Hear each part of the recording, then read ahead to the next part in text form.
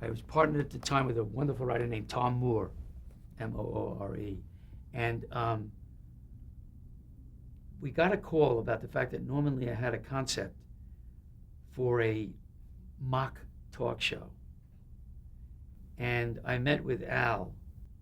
We spoke to Al on the telephone. He said, we're doing a mock show. And at the time, we thought it was a great idea and had an insight right away about the fact that the way it was going to work was that if we really tried to draw the audience in by doing it, the whole idea was, the first concept that we had was like, let's make sure that when people turn on this show for the first time, if they haven't heard about it, they turn on a talk show and they say, oh, a talk show, this is an interesting guest. And then they find that the guest is inadvertently funny and they're laughing. And that, oh, that's a ridiculous thing has happened, and they laugh again. And then they start to realize, oh, the shows are put on. But we felt that the way it would really have legs was that if we didn't treat it, it was going to be plenty broad, but try to execute it straight through the middle. And met with Al and told him that this was the concept, that we thought that it could make it work, and presented some of the ideas for sketches that we thought would really be good. And he said, because he'd heard about us, and he said, I want you to come on. So we came on as the first writers on that show. I think it was Alan Thicke who was producing the show. I worked on a show called COS, C-O-S, and it aborted very quickly. At the time that it aborted, it was because there was some problems with the person who was running it and trying to put it together. And I was on that writing staff, and Alan Thicke was brought in when the other guy didn't work out. But in short order, it was already sinking and wasn't going to get off its feet. And so I had a quick crisscrossing with Alan, so he kind of knew me as a writer, and Tom too. So Alan was the one who had told Al, these guys might be really good. And so that's how it came about. And then went on that show. Was there a studio audience for Fernwood tonight? Yeah. And were they in on the joke? Yeah, absolutely. They were. Oh, no, yeah, they were in on the joke. But again, it was always the attempt to try to go straight in. Come on in, come on in. This is an interview show. And, as you know, it's the tongue-in-cheek attitude that Martin Mull had so well, and the way Fred Willard played Jerry.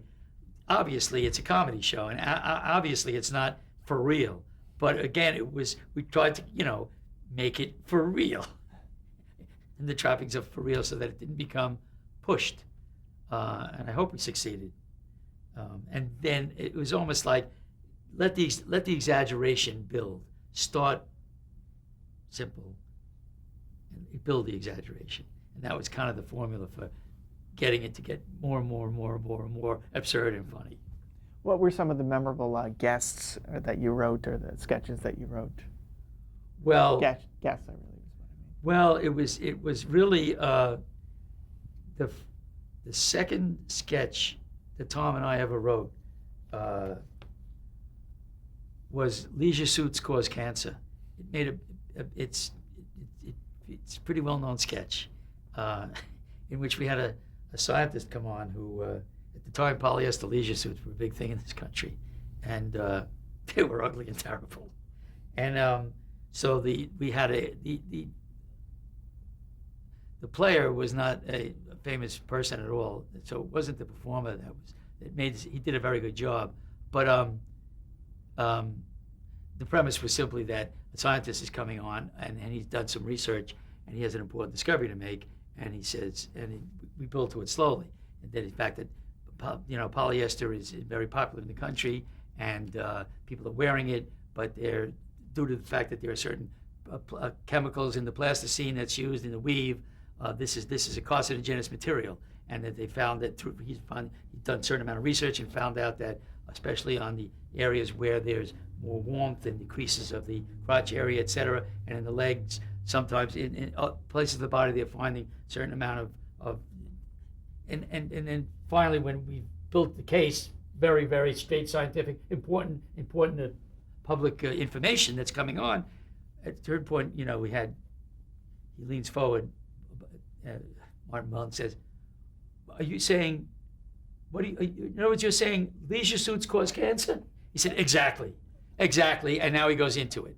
And then what we built for was that he had actually done an experiment in which he put with rats, in which he put a rat in sport jacket, and he put a rat in a leisure suit, and the rat in the leisure suit developed cancer.